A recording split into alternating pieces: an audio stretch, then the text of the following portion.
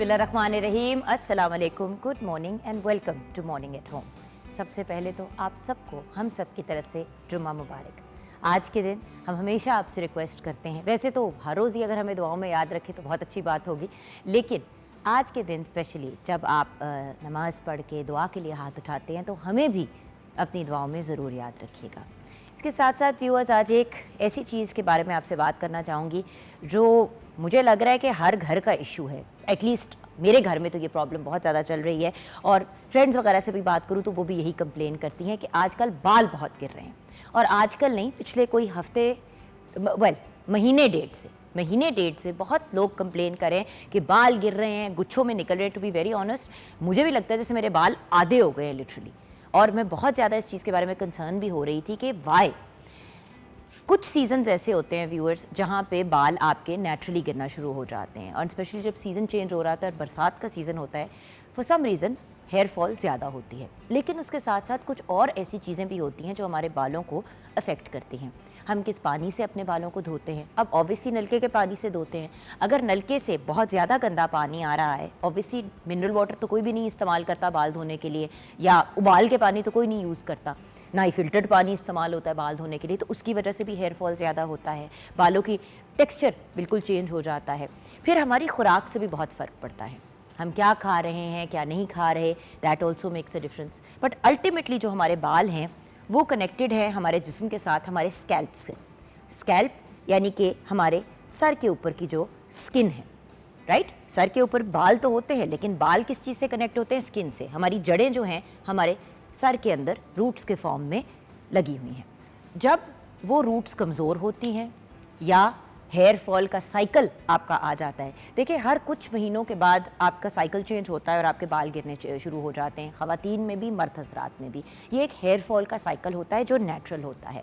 अब उसको हम रिड्यूस कैसे कर सकते हैं? और एक और एलिमेंट, जैसे जैसे हमारी उम्र बढ़ती है, जहाँ मर्दों के बाल भी हल्के हो जाते हैं वहाँ पे ख़वातीन के भी बाल गिर रहे होते हैं। सिर्फ फ़र्क ये है कि मर्दों की सर्टेन किस्म की बॉल्डनेस होती है, यानी कि फ्रंट पे पैच आ जाता है, बैक पे आ जाता है, साइडों पे आ जाता है। ख़वातीन का यूजुअली पूरे सर के ऊपर हेयर फॉल होता है। आज हम इस टॉपिक पे डिस्कशन भी करेंगे और आपको गाइडेंस भी देंगे कि hair fall in the monsoon, यानी कि जो बरसात का सीज़न है, उसका हल क्या है और कैसे हम अपने बालों को सेव कर सकते हैं। और चलें, अगर गिर ही रहे हैं तो हम कैसे इस चीज़ को इंश्योर करें कि हमारे अच्छी क्वांटिटी में वापस बाल आएँ। तो आज इस पे हम डिस्कशन करेंगे। बहुत से लोग कंप्लेन कर रहे थे, मैंने सोचा कि आज इस टॉपिक पे ज़रूर बात करेंगे। 042992000648 पे आप कॉल कर सकते हैं। मॉर्निंग एट होम हमारा फेसबुक का पेज है। आइए बढ़ते हैं शेफ़ ज़ूफ़िशा मुरीद की तरफ। अस्सलाम वालेकुम ज़ूफ़ी। वालेकुम अस्सलाम। क्या हाल है? अल्हम्दुलिल्लाह, आप कैसी हैं? बिल्कुल ठीक। वही बालों वाली इशू से तंग। एक्चुअली हमने सोचा था कोई और आज बात करेंगे, बट कल फिर वो 2-4 लोगों ने मेरे सामने कहा कि यार चुकन बाल बहुत गिर रहे हैं, कुछ गाइड करो। मैं कुछ बनाती हूँ product skin care and hair care के, नेचुरल एंड ऑर्गेनिक। तो उन्होंने कहा क्या रिकमेंड करती हो? तो मैंने कहा एक हेयर फॉल ऑयल है मेरा, वो वाला यूज़ कर लो, क्योंकि वो फिर मैंने भी यूज़ करना शुरू किया। फ़र्क तो पड़ा, लेकिन बाल फिर भी गिर रहे हैं।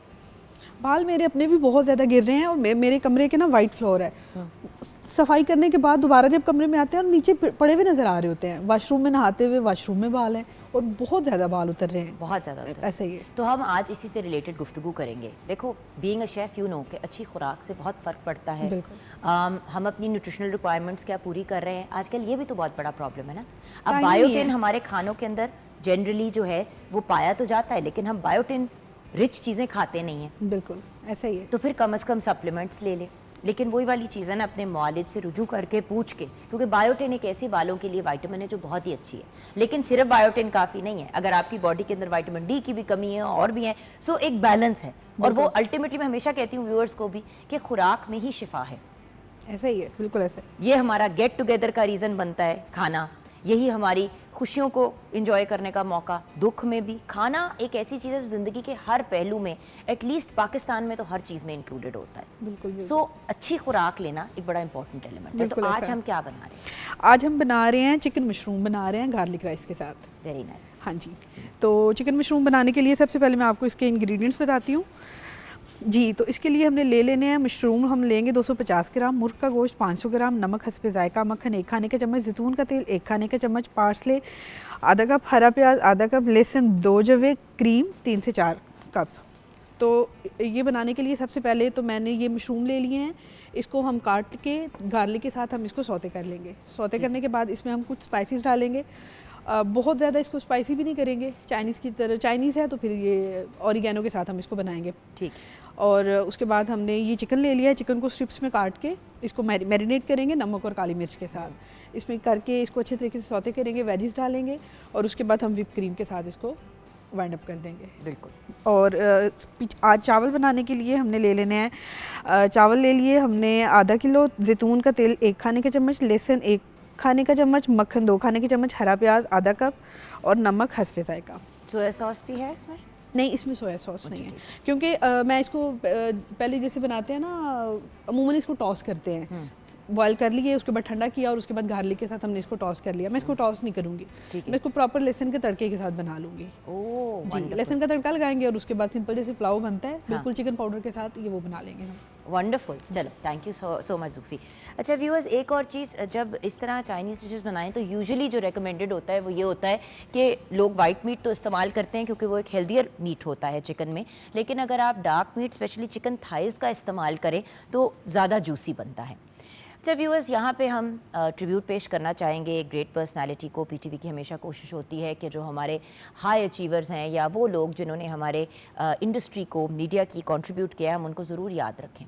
سو آج 4 اگست ہے اور اخلاق احمد صاحب کی آج ڈیتھ اینیورسری ہے. آپ ایک ناؤن پلے بیک سنگر تھے. اخلاق احمد صاحب 10 جنوری 1946 کو دہلی میں پیدا ہوئے.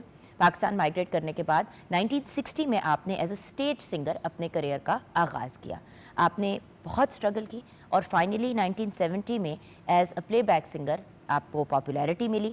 آپ کے فیمس گانوں میں سونا نہ چاندی نہ کوئی محل اور ساون آئے جیسے سانگز شامل ہیں. آپ کی ڈیتھ 4 اگست 1999 کو لندن میں ہوئی.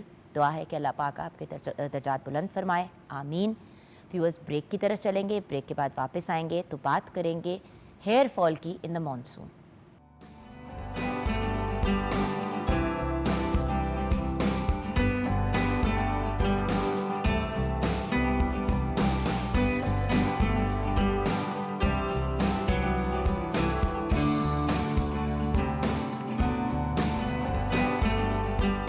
Welcome back from the break, viewers. One of our favorite personalities is on the show today, جو ہمیشہ بڑے آسان الفاظ میں سمجھا دیتے ہیں کہ مسئلہ کیا ہے. ہم بات کر رہے تھے ہیئر فال کی. ہمیں ڈاکٹر سرفراز احمد مغل نے جوائن کیا ہے. آپ بہت ہی بریلینٹ ایستھیٹک اسپیشلسٹ ہیں اور ان کی اسپیشلائزیشنس تو بہت سی ہیں, لیکن 2 of them is hair fall treatments and stem cell therapies. تو ہم نے اسپیشلی ان کو گجرانوالا سے بلایا کہ سر پلیز آئیں اور ہمیں گائیڈ کریں, بیکاز جو سب سے انوویٹیو اور بریلینٹ کام اس وقت پاکستان میں یا ایٹ لیسٹ پنجاب میں ہو رہا ہے وہ سر کے کلینک میں ہی گجرانوالا میں ہو رہا ہے. السلام علیکم ڈاکٹر صاحب. وعلیکم السلام. میں نے کہا تھوڑا سا ڈاکٹر صاحب آپ کے بارے میں ہم بتا بھی دیں ویورز کو, کیونکہ دیکھیں بہت سے لوگ شوز پہ آتے ہیں تو لوگ کہتے ہیں کہ یہ اچھا چلے بس کسی کو بلا لیا. میں یہ بتانا چاہ رہی تھی کہ کیونکہ آپ اس وقت سب سے زیادہ انوویٹیو کام کر رہے ہیں اور آپ نے بہت سی باہر سے بلکہ ساری باہر سے مشینز اور ساری کی ساری چیزیں, اپنے جو سارے پروڈکٹس بھی یوز کرتے ہیں وہ آپ کے امپورٹیڈ اینڈ نان ایکسپائرڈ ہوتے ہیں. آپ کو پتہ ہے یہ بھی بڑا آج کل مسئلہ چل رہا ہے کہ ایکسپائرڈ پروڈکٹس لوگ لگا دیتے ہیں. So and then after care بھی آپ بڑی بریلینٹ کرتے ہیں. تو ہم نے سوچا کہ آپ کو تھوڑی تکلیف دیں, ریکویسٹ کریں کہ آپ ہمارے پاس آ جائیں. سر آج کل بال کیوں گر رہے ہیں؟ ہم بہت تنگ ہیں, اسی لیے آپ کو وہاں سے بلایا کہ ہم ہمارا مسئلہ حل کریں.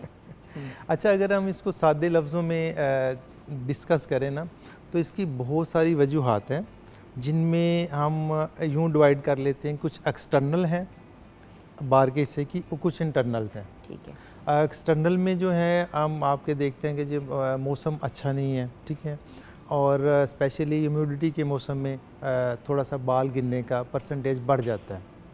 اور سم ٹائم آپ کی اسکیلپ کے اندر اس موسم میں وہ پسینہ وغیرہ آتا ہے, وہاں پہ فنگس ہوتا ہے, ڈینڈرف ہوتی ہے, تو بھی ایک ریزن ہے ہیئر فال کی.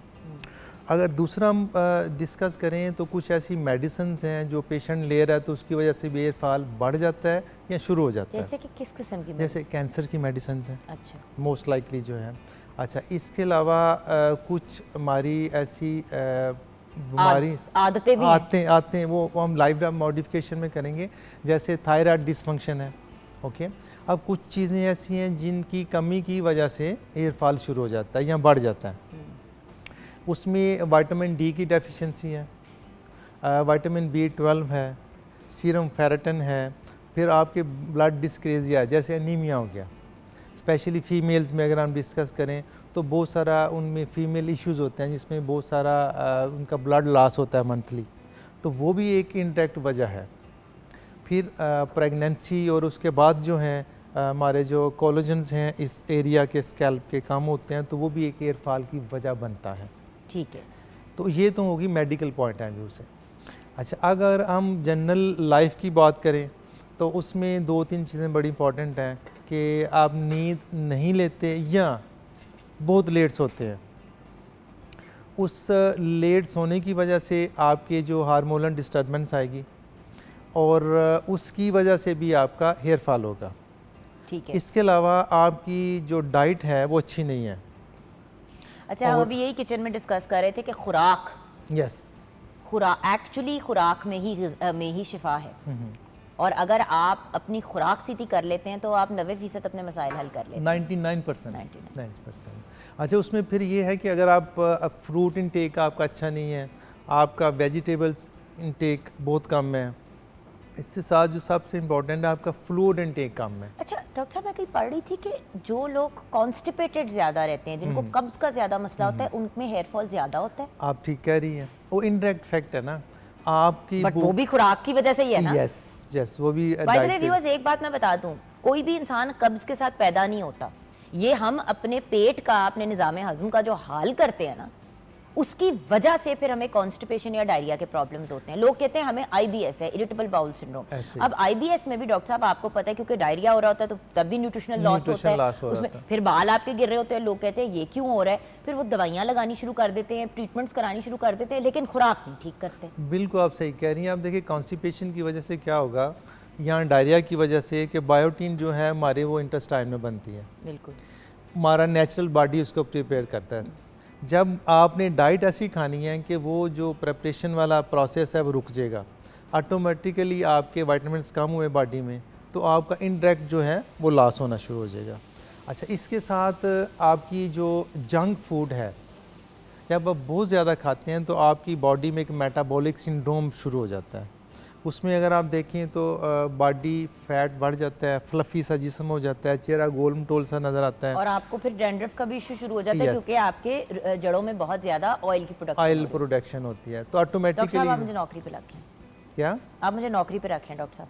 आप नहीं, आप हमारी कंसल्टेंट हैं, नौकरी में नहीं है। असल में डॉक्टर साहब, मेरा एक हर बंदे का एक पैशन होता है, मेडिसिन मेरा पैशन है, और हमेशा लोग कहते हैं तुम डॉक्टर से बहुत बात करती हो शोज पे। बात ये है कि देखिए, जब आपकी हेल्थ ठीक है ना और आपकी खुराक ठीक है, तो बहुत से आपके प्रॉब्लम्स जो हैं वो रिजॉल्व हो जाते हैं। बिल्कुल ऐसे ही है, और हेल्थ भी डायरेक्टली को रिलेटेड है विद फूड, इसीलिए हम डेली बताते हैं कि भाई आप हेल्दी चीज़ें घर पे कैसे बना सकते हैं, बाहर से ना खरीदें। बिल्कुल ऐसे ही है, वो सब कुछ घर में बन सकता है उसमें। अच्छा, फिर इसमें एक दो चीज़ें और बड़ी इंपॉर्टेंट हैं कि कुछ लोगों में हम उसको कहते हैं एंड्रोजेनिक एलोपेशिया, कि कुछ वो हार्मोनल डिस्टर्बेंस है, कुछ जीन्स में है कि आप वो देखेंगे ना पूरे ख़ानदान के वो मेल सारे गंजे नज़र आ रहे होते हैं। उनको पूछें भाई साहब दूसरे भाई का है, तो कहते हैं ये 5 जो गंजे बैठे हैं मेरे भाई हैं सारे। तो वो एक लहदा से प्रॉब्लम है। लेकिन रूटीन में अगर हम डिस्कस करें हेयर फॉल की वजूहात, तो वो सारी यही हैं। और बात ये कि डॉक्टर साहब, जैसे कि फॉर एग्जांपल आपका फुल हेड ऑफ हेयर नहीं है, लेकिन आपको बॉदर नहीं करता, क्योंकि यही वाली बात है। अक्सर लोग मुझे कहते हैं कि जी बड़ी दफ़ा लोग हमें बता रहे होते हैं बालों के बारे में, उनके अपने बाल कम होते हैं। अब जैसे डॉक्टर अजीम जहांगीर हो गए, वो भी। अब मैंने उनसे एक बार पूछा, मैं कहा डॉक्टर साहब आपके अपने बाल नहीं, आप लोगों लगाते? कहते चुकन मुझे बॉदर नहीं करता, हमने ये चीज़ें उन लोगों के लिए अवेलेबल की हैं जो करवाना चाहते हैं, जी ऐसे जो तंग हो रहे हैं। अब देखें, उसी तरह जिस तरह हर बंदा बोटॉक्स नहीं कराता, हर बंदा फिलर नहीं कराता, जो इंसान बॉदर्ड है एक पर्सनल चॉइस होती है, क्योंकि देखिए प्रोसीजर थोड़ा इन्वेसिव तो होता है जब आपने ट्रांसप्लांट करना होता है। बिल्कुल ऐसे ही है। और उसमें ऐसे इसमें ना दो थोड़ी सी कन्फ्यूजन्स हैं। मैं ये कहता हूँ कि आपके बाल शुरू हुए, आप गंजा होने से पहले ट्रीटमेंट कराएं ना, बिल्कुल सही, ताकि आप गंजापन हो ही ना। फिर स्पेशली मैंने अब अपना खुद ट्रीटमेंट शुरू किया हुआ, मैंने कहा हाँ वो हमारा जो लेटेस्ट है हम ट्रीटमेंट बात करेंगे, ये उसकी वजह से जो आपके बाल छोटे छोटे अवेलेबल हैं वहाँ से वो बाल ग्रो कर जाते हैं। स्टेम सेल नहीं, स्टेम सेल नहीं मारा, स्टेम सेल से एक पीछे वाला स्टेप है। अच्छा, वो हम फोटोना लेज़र के साथ मेसोथेरेपी और PRF यूज़ करते हैं। अच्छा डॉक्टर साहब, हम आगे आ गए। ओके। मुझे अब ये बताइए कि घर पे हम क्या कर सकते हैं इन मसाइल का हल? एक तो जो हमारे लाइफस्टाइल में मसाइल हैं, और आपने नींद की भी एक बात की थी। जी ऐसे ही। अच्छा, अगर आप फील करें कि एग्ज़ाम के दिनों में हमारे पास स्टूडेंट आते हैं सारे, मैं पूछूँ एग्ज़ाम हो रहे हैं, कहते हैं सर आपको कैसे पता है? मैं कि यार आपकी एयरफॉल शुरू हो गया है, स्ट्रेस रिलेटेड। वो सारे ऑटोमेटिकली हार्मोनल साइकिल शुरू होता है, डिस्टर्ब होता है, तो नींद में भी यही प्रॉब्लम्स आते हैं। अच्छा, घर में यही है कि आप नाश्ता ज़रूर करें, सबसे जो मेन चीज़ है, और हेल्दी करें बेहतरीन किस्म का। और उसमें जो छोटे मोटे टोटके हैं, जैसे वो आपने कोई मास्क बना लिया एग के साथ, दही के साथ, वो हफ्ते में एक आधी दफ़ा ज़रूर आप कर लिया करें। और अगर आपका जो जनरल आपकी ड्राइनेस है बॉडी में और स्कैल्प में, तो उसके लिए आप ऑयलिंग हफ्ते में एक दो दफ़ा ज़रूर यूज़ कर लिया करें। और इसके अलावा अगर अच्छा, ऑयलिंग का तरीका सर बता दें, क्योंकि कुछ लोग हैं जो तेल लगा के रात को सो जाते हैं और अगले दिन वॉश करते हैं। कुछ लोग होते हैं कहते हैं आधा घंटा लगाना चाहिए। तेल कितनी देर लगाना चाहिए? अच्छा, एक्चुअली ना सबसे इम्पोर्टेंट है कि लगाना कैसे चाहिए। हाँ। अच्छा, हम यूजुअली मत नहीं मारनी लगाते हुए अगले की, रगड़ रगड़ के तेल लगा रहे होते, और मैं कहती हूँ कुड़ी दा सिर डिगन वाला है, की कर रहे हो तुसी? ठीक कह रहे हैं। अच्छा, वो इसी को ना कहते हैं कि चस चस के रगड़ के लगाना है। अच्छा, उसमें प्रॉब्लम क्या आता है? प्रॉब्लम हमारा स्कैल्प में है, हम बालों में ऑयल लगा रहे हैं। सिंपली आप ऑयल लेके थोड़ा सा बाल साइड पे करें, जो आपको स्किन नजर आती है उसकी रूट्स में ऐसे करके लगा दें और हल्का सा मसाज कर दें। वो जो रगड़ा है ना, वो आपके जो कमज़ोर बाल हैं वो वहाँ से टूट जाएंगे, वो और डैमेज होगा। ओके। अच्छा, इसके अलावा आप लगा के 2 घंटे 2 बाद नहा लें, वो सफिशेंट है, वो अपना इफेक्ट कर चुके होते हैं। अगर थोड़ा सा ज़्यादा टाइम दे दूँ तो इफेक्टिवली है, अदरवाइज़ को ऐसा ज़रूरी नहीं है। अच्छा, इसके अलावा 2-3 और छोटे पॉइंट्स हैं। मसलन आपने हॉट वाटर से नहीं नहाना, मतलब वो जो गर्म पानी से नहाते हैं। नंबर 2, इसके अलावा आपने जस्ट वार्म वाटर यूज़ करना है, कोसा से, ठीक है, जर्नल का। अच्छा, इसके अलावा जब हम शावर ले लेते हैं तो हम टॉवल के साथ यूं रगड़ा लगा रहे होते हैं, वो भी नहीं करना। उसकी वजह क्या है कि मैकेनिकली जो आपके कमज़ोर बाल हैं वो टूट जाएंगे। वो आप कहते हैं यार मेरे हाथों में इतने सारे बाल आ गए हैं, तो आते हैं हम खुद तोड़ते हैं उसको।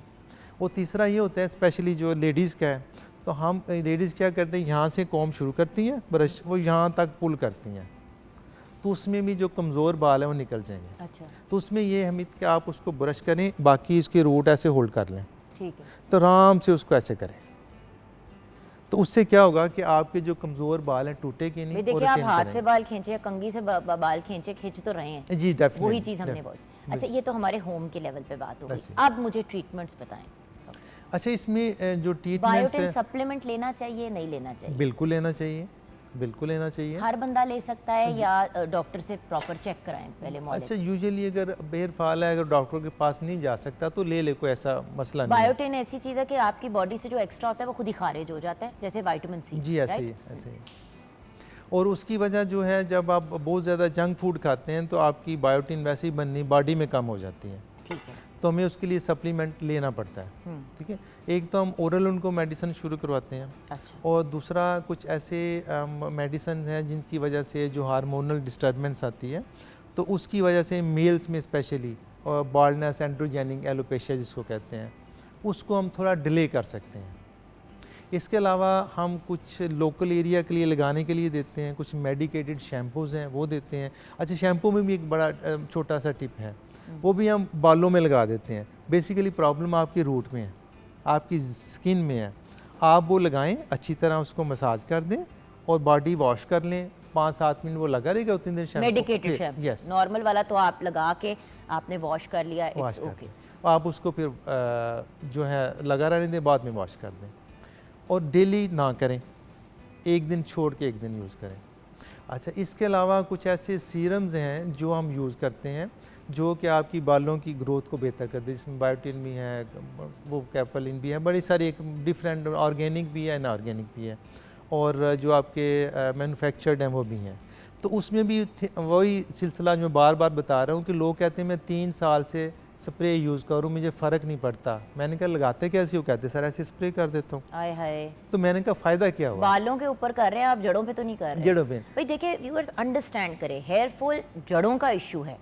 اگر بال ٹوٹ رہے ہیں تو وہ آپ کے سپلٹ اینڈز اور بریکیج کی پرابلم ہے، لیکن اگر آپ کے بال جڑوں سے نکل رہے ہیں جی جی تو اس کا مطلب ہے کہ آپ کے سر کے اسکن جو ہے، اسکیلپ جو ہے، اس کا ایشو ہے، اس کا ایشو ہے. ہم اس کو نہیں ریزالو. اچھا میں نے لوگوں کو دیکھا ڈینڈرف شیمپو یوز کرتے ہیں، بالوں پہ سارا لگا لیتے ہیں، سر پہ نہیں لگاتے. تو وجہ او بھائی جدھر پرابلم ہے وہاں لگائیں. ایکچولی تو پوری بالوں پہ شیمپو لگانے کی ضرورت ہی نہیں پڑتی. بالکل آپ ایسے ہی جب جڑوں میں شیمپو لگا لیتے ہیں اور جب پانی اس سے گزار رہے ہوتے ہیں تو وہ جو اس نے صاف کرنا ہوتا ہے کر دیتا ہے. بالکل ایسے ہی ہے.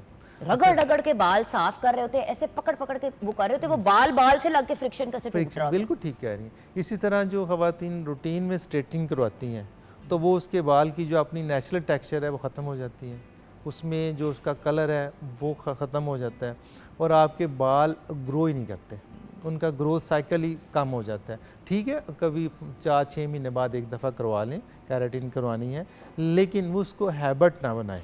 اچھا ڈاکٹر صاحب میں نے تو زیادہ تر دیکھا ہے کہ جو لیڈی اسپیشلی جو کیراٹین کراتی ہیں پہلے 1 ہفتہ 10 دن تو رزلٹ ٹھیک رہتا ہے، اس کے بعد بال بھوسے جیسے ہو جاتے ہیں. یس کیونکہ دیکھیں ویورز بال کے ساتھ ہوتا کیا ہے، وہ آپ ایک چیز لگاتے ہیں اس کے بعد پھر آئرن لے کے، گرم آئرن جو ہوتی ہے اس سے لے کے استری کرتے ہیں آپ کے بالوں کو. بالکل ایسے اچھا تھوڑی دیر کے لیے تو بال سافٹ رہتے ہیں، اس کے بعد پھر بالکل سخت ہو جاتے ہیں. اس کے ساتھ جو شیمپوز اور کنڈیشنرز دیے جاتے ہیں وہ اتنے مہنگے ہوتے ہیں، زیادہ تر لوگ افورڈ نہیں کرتے. بالکل ایسے ہی ہے. سو دیکھیں گھر پہ بھی آپ کیراٹین ماسک تیار کر سکتے ہیں، کر سکتے ہیں، بہت آسان ہے کرنا. اور آپ وہی اگر ہفتے میں 2 دفعہ یوز کر لیا کریں شیمپو کرنے کے بعد تو آپ کے بال اچھے سافٹ اینڈ اسٹریٹ رہیں گے. اب آپ کو ڈیڈ اسٹریٹ بال چاہیے تو پھر وہ سڑیں گے بھی، جلیں گے بھی. بالکل ایسے ہی. تو اس میں 2 حصوں میں ہم ٹریٹمنٹ کر سکتے ہیں. ایک تو وہ جو ہم نے ٹاپیکل لگانی ہے جس میں میڈیکیٹڈ شیمپو ہے، سیرمز ہیں اور کھانے کے لیے میڈیسن ہے، اور اس کے ساتھ کچھ پروسیجرز ہیں. اب وہ پروسیجر اب روٹین میں لوگ PRP کرتے ہیں. اٹھ چکو تے PRP ہو رہا ہے ڈاکٹر. ایسے ہی ہے، ایسے ہی بالکل ایسے ہی ہے. لیکن آپ کا اس کا جو آگے کا ورژن ہے that is PRF، platter rich fibreness, وہ اس سے 100 ٹائم زیادہ پوٹنٹ ہے. ٹھیک ہے. اور اس کے ساتھ میزو تھراپیز ہیں، کچھ ایسے میزو کیمیکلز ہیں جو آپ عام سینس میں کہہ لیں کہ وہ ملٹی وائٹامنز ہیں بالوں کے، جو ہم ڈائریکٹ روٹس میں لگاتے ہیں. اوکے. اس کے علاوہ ہمارے پاس جو فوٹونا لیزر ہے اس میں ایک اسپیشل ورژن آیا نیا جو کہ ہیئر فال کی ٹریٹمنٹ کے لیے ہے. وہ آپ کے جو کمزور بال ہیں ان کو اسٹرانگ کرتا ہے، اور وہ بال جو اوپر سے تو ختم ہو چکے ہیں لیکن روٹس ان کے اندر اویلیبل ہیں، وہ ان کو ری گرو کرتا ہے. ٹھیک ہے سر. جی. اور یہ 3-4 ہوگی. اس کے علاوہ جو نئی ٹریٹمنٹس ہیں ماڈرن، اس میں ایگزوزومز ہیں، وہ ہم ایک سیشن دے دیتے ہیں 5-6 ماہ کے لیے سفیشینٹ ہوتا ہے. پھر اگر وہ اسٹیم سیل کرواتا ہے تو 1.5 سے 2 سال کے لیے وہ بھی افیکٹو رہتا ہے. ٹھیک ہے. اچھا اس کے علاوہ جو لیٹسٹ ابھی امیریکن ٹیکنالوجی ہے دیٹ از ریجنرا ایکٹیوا. اس میں ہم کیا کرتے ہیں، تھریڈز بڑے لوگ ڈلوا رہے ہیں، شوگر تھریڈ سر کے اندر. نہیں بیسیکلی تھریڈ اس پہ اس نے کیا کرنا ہے، جو آپ کے کولاجن ہے اس کو ریفارمیشن کرنی ہے، اس کی اچھا ان کو انہینس کرنا ہے. تو اب ہر پیشنٹ میں آپ نے کولاجن نہیں پرابلم. اب 25 سال کی لڑکی کو ضرورت نہیں ہے کیونکہ اس کا آلریڈی کولاجن ابھی ٹھیک ہے، ابھی تو اس کا 25 پہ کم ہونا شروع ہوگا. یس. تو وہاں پہ تھریڈز کام نہیں کریں گے. میں نے پہلے آف دی لائن ڈسکس کر رہے تھے کہ ہم نے پہلے آئیڈینٹیفائی کرنی ہے کہ اس پیشنٹ میں کیا پرابلم ہے، ریزن کیا ہے، اس میں کیا ریزن ہے. دیکھیں ویورز ہمیشہ پراپر مستند ڈاکٹر کے پاس جائیں. اگر آپ ڈاکٹر کے پاس جا رہے ہیں اور کہہ رہے جی میرے بوٹاکس کر دیں اور میرے ذرا PRP کر دیں اور وہ کر دیں تو یہ بڑی آڈ بات ہے. پلیز یہ انڈرسٹینڈ کریں. آپ پہلے ڈاکٹر کے پاس جائیں، ان کو اپنا مسئلہ بتائیں اور ان سے پوچھیں کہ وہ آپ کو کیا ریکمینڈ کرتے ہیں. آپ کے لیے کیا ریکمینڈ ہے. دیکھیں اگر آپ خود ہی ڈاکٹر ہیں تو پھر آپ گھر پہ خود ہی کر لیں. جی ٹھیک کہہ رہے ہیں، ایسے ہی ہے. تو وہ پھر ہم اس کو آئیڈینٹیفائی کرتے ہیں، اسپیشلی جو جن کو تھائرائڈ ڈسفنکشن ہے یا جن کی پریگننسی کے چل رہی ہیں، لیکٹیشن پہ، وہاں پہ کولیجن کم ہوتا ہے. وہاں پہ ہم تھریڈ ڈالیں گے تو ان کا امپیکٹ آئے گا، ادروائز اس کا کوئی رزلٹ نہیں ہے. جی. اور یہ ایک فیشن ہے، آ کے خود ہی کہتی ہیں ڈاکٹر صاحب یہ کر دیں، تو ہم نے لکھ کے لگایا ہوا کہ جو پروسیجر آپ نے کرانا ہے آپ اپنی مرضی سے کروائیں، اس کا ہم رسپانسیبل نہیں ہے. ہاں. آئیڈیلی ایتھیکلی جیسے آپ نے کہا، آپ ڈاکٹر کو ملیں، اس سے ڈسکس کریں میرے یہ پرابلم ہے، اس کے لیے کیا آپشنز ہیں. نہیں جی ہم یہ کر دیں کہ جی اوکے آپ کروا لیں. اچھا لیٹسٹ میں جو ریجنرا ایکٹیوا ہے وہ ایک ڈیفرنٹ ٹیکنیک ہے. اچھا. وہ بہت کم لوگ یوز کر رہے ہیں پاکستان میں. وہ یہاں سے ہم تھوڑی سی اسکن، بال اور فیٹ لے کے اس کو خاص مشین میں پروسیس کرتے ہیں، وہ ان کے اپنے سٹیم سیل بن جاتے ہیں. اچھا. تو وہ ہم بالوں کی روٹس میں انجیکٹ کرتے ہیں. اچھا اس میں ایک تو بال جو ٹوٹ گئے ہوئے ہیں وہ نیچے سے گرو کریں گے. ٹھیک ہے. نمبر 2 جو تھن بال ہیں ان کو موٹا کرے گا. نمبر 3 جو اس کی ٹیکسچر اور لک ہے اس کو بہتر کرے گا. تو وہ جو ابھی کی لیٹسٹ ٹیکنیک ہے یہ ریجنریٹیوا ہے. تو ڈاکٹر صاحب فائنلی آپ کا پیغام کیا ہے ہمارے ویورز کے لیے؟ میسج یہ ہے کہ جو آپ نے بات ریپیٹ کی کہ آپ جب بھی آپ کو ایئر فال شروع ہوتا ہے تو آپ اس کے لیے فوری اپنے ڈاکٹر مستند جو آپ کوالیفائڈ ہے اس کو سے آ کے ڈسکس کریں میرا یہ پرابلم آ رہا ہے تو میں اس کے لیے کیا کروں. نمبر 2 اگر اس کا جو بالڈ ایریا جہاں سے بال ختم ہو گئے, ہمارے پاس بہت ساری فیمیلز آتی ہیں جن کے اوپر سارا ایریا خالی ہوا ہوا ہے, تو وہ اتنا عرصہ وہ کر کے ویٹ بجائے اس کے کہ آپ پورے گنجے ہو کے ہمارے پاس آئیں تو آپ اس گنجے پن سے پہلے ہی ہمارے پاس آ جائیں تاکہ ہم اکارڈنگلی اس کو ٹریٹ کریں اور ان چیزوں کو آپ روٹین میں لائیں جو آپ کو ڈسٹرب کر رہی ہیں, جیسے پراپر سونا, ٹائم پہ سونا, اچھی ڈائٹ لینا, جنک فوڈ مینیمائز کرنا اور ڈیلی ایکسرسائز اور واک. بالکل. اور ڈاکٹر صاحب یہاں پہ میں آپ کے ساتھ ایک بات شیئر کر کے آج کے سیگمنٹ کو کلوز کروں گی. میرے جاننے والوں میں خاتون نے تھریڈ لفٹ کرایا لیکن اس کے ساتھ کچھ اور بھی انہوں نے انویسو کروایا. اچھا جس ڈاکٹر کے پاس گئیں کہتے جگن آدھے پیسوں میں وہ میری انہوں نے ٹریٹمنٹ کر دیا, آدھے پیسوں میں. میں نے کہا ٹھیک ہے بہت اچھی بات ہے. کہتی پر تم بھی لوگوں کو ریکمینڈ کرنا ان کو. 4 دن گزرے, ان سے کئی ملاقات ہوئی تو انہوں نے نا جیسے پٹیاں لگائی ہوئی تھی 1-2 جگہوں پہ. تو میں نے کہا یہ کیا ہوا ہے؟ کہتی ہے کچھ نہیں وہ پتہ نا کہ میں ڈائبیٹک ہوں. تو میں نے کہا جی آنٹی مطلب بڑی ہیں؟ تو کہتی ہے, تو میں نے کہا جی. تو کہتی ہے بس وہ اس کی وجہ سے زخم نہیں ہیل ہو رہے. بھائی ڈاکٹر کو پروسیجر کرنا ہی نہیں چاہیے تھا ان کی ڈائبٹیز کو چیک کیے بغیر. بالکل. یعنی کہ وہ گئیں, انہوں نے کہا میں نے یہ چیز, انہوں نے کہا, میں نے ان سے پھر پوچھا کہ ایگزیکٹلی کیا ہوا. کہتی ہے میں گئی, میں نے بتایا میں نے یہ کرانا ہے. انہوں نے کہا جی ٹھیک ہے آپ نے آج کرانا ہے یا کل. میں نے کہا چلے آج ہی کر دیں, اور اسی وقت کھڑے کر دیا. ڈاکٹر صاحب کبھی آپ نے ایسی بات سنی ہے کہ بندہ, خیر اب تو بہت سننے کو ملتی ہے کہ کھڑے وہاں پہ اس کا آئی ہے, انہوں نے وہ لوکل انیستھیزیا لگا کے ان کا پروسیجر کر دیا. ویورز آپ سوچیں کہ ان کو 3.5 ہفتے لگے ان زخموں کو ہیل ہونے میں اور نشان رہ گئے. تو وہ جو انہوں نے تھوڑی سی چیز اپنا منہ ٹھیک کرایا اسے کوئی گنا زیادہ اپنے آپ کو ڈیمیج کرا لیا. بالکل ایسے اب اسی لیے ڈاکٹرز آپ کا پراپر چیک اپ کرتے ہیں, تشخیص کرتے ہیں, بلڈ ٹیسٹ کرتے ہیں اور آپ سے پوچھتے ہیں کہ جی آپ کا کوئی انڈر لائنگ پرابلم تو نہیں ہے, تھائرائڈ کی پرابلم تو نہیں ہے, آپ کو ڈائبٹیز تو نہیں ہے, خدا نخواستہ ہائپر ٹینشن تو نہیں ہے, ہارٹ کا کوئی ایشو نہیں ہے. یہ ساری چیزیں میٹر کرتی ہیں. تو viewers please, just because skin اور ہیئر سے ریلیٹڈ مسئلہ ہے ڈزنٹ مین کہ آپ اس کو سیریسلی نہ لیں اور پراپر ڈاکٹر کے پاس نہ جائیں. اور پراپر پھر اس کی ٹریٹمنٹس لیں جو اکارڈنگلی ہے, ان کو ڈسکس کریں کہ یہ میرا پرابلم ہے, اس کے لیے کیا آپشنز ہیں. وہ گوگل آنٹی والی بات نہ کرے کہ اس نے یہ کہا تو آپ میرا یہ کر دیں سارا. بالکل. Thank you so much doctor Sarfraz. Doctor Sarfraz Ahmed Mughal Gujranwala میں اویلیبل ہوتے ہیں. گجرانوالے والے لوگ لکی ہیں, میں نے بھی انشاءاللہ ان کے پاس کچھ ہفتوں میں چکر لگانا ہے. بالکل ایسے ہی. میں بھی جو کمپلین کر رہی ہوں ہیئر فال کا, لیٹس سی ڈاکٹر صاحب ہمارے لیے کیا حل نکالتے ہیں. بٹ دین اگین جاؤں گی, پورا بتائیں گے کہ یہ ٹیسٹ ہونے ہیں, یہ ساری چیزیں ہوئیں گی. سو پراپر پروسیجر سے. ویورز پلیز پیسے بچانے کے لیے اپنی ہیلتھ کو سفر نہ کرنے دیں. بریک کے بعد واپس آئیں گے. ڈاکٹر صاحب آپ کا بہت شکریہ.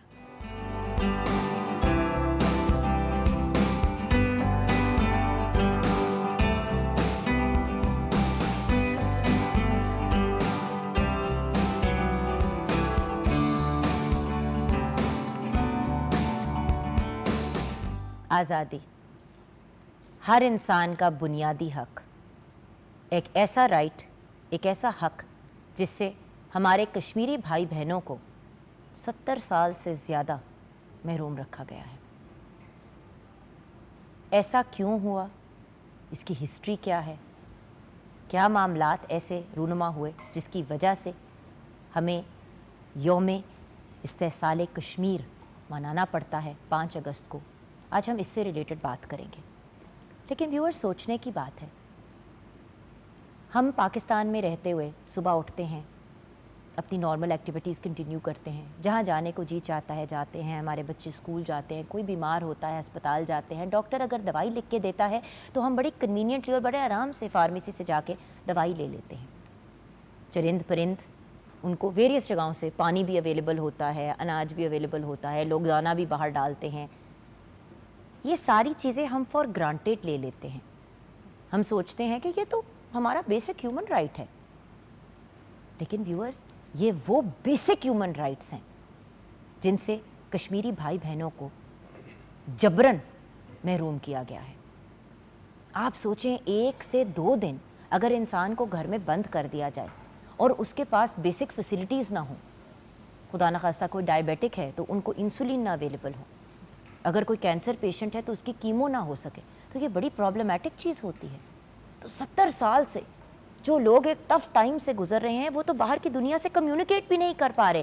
ایک ایسی دنیا ویورز جس کو گلوبل ولیج کہا جاتا ہے، گلوبل ولیج سے مراد ہم سب ایک دوسرے سے کانسٹنٹلی کنیکٹڈ ہیں.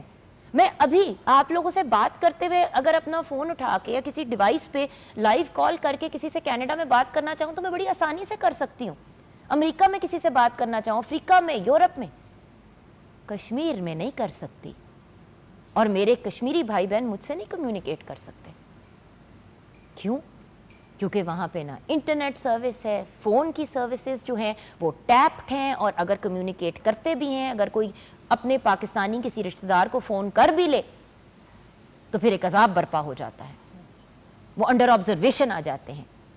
یعنی کہ ویور سوچیں کہ آپ کے پاس کچھ بھی نہیں ہے اور اوپر سے آپ کو ایک میگنیفائنگ گلاس کے نیچے رکھا گیا ہوا ہے. ہر ایک انسان کو، ینگ بچوں کو، یوتھ کو اٹھا کے غائب کیا جا رہا ہے، ان کے لیڈرز کو شہید کیا جا رہا ہے. اور وہاں سے پاکستان مسلمان بھائی بہن جو ہمارے کشمیر میں رہ رہے ہیں ان کو ایریڈیکیٹ کر کے ہندو کمیونٹی جو ہے وہ وہاں پہ بلڈ کی جا رہی ہے. اب ویورز، ہمیں کسی بھی مذہب سے کوئی ایشو، کوئی پرابلم نہیں ہے. ہم سب مذاہب کی عزت کرتے ہیں، ان کی رسپیکٹ کرتے ہیں، کیونکہ پاکستان ایک ایسا نیشن ہے جس کو کریٹ اس لیے کیا گیا تھا تاکہ ہر انسان کو فریڈم، رائٹس ملیں، تاکہ وہ اپنی زندگی ایک اچھے اور پازیٹیو انداز میں گزار سکے، بیسک ہیومن رائٹس کور ہوں، اور جو جس مذہب سے بلانگ کرتا ہے وہ اس کو فریلی فالو کر سکے. تو آج کی گفتگو میں پلیز یہ نہ سمجھیے گا کہ ہمیں ہندو کمیونٹی سے کوئی پرابلم ہے. ہمیں پرابلم ان لوگوں سے ہے جو دوسرے انسانوں کو، جس میں مسلمز اور کچھ اور مذاہب کے لوگ بھی کشمیر میں بہت بری طرح سفر کر رہے ہیں. اور دوسرے مذاہب کے لوگ اس لیے سفر کر رہے ہیں کیونکہ وہ مسلمانوں کی سپورٹ کر رہے ہیں.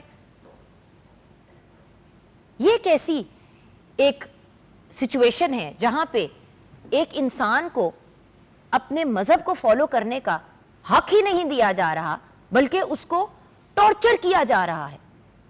کھانا پینا، روٹی، مکان، تعلیم، میڈیسن، بیسک چیزیں جو ہیں وہ پرووائڈ نہیں کی جا رہی.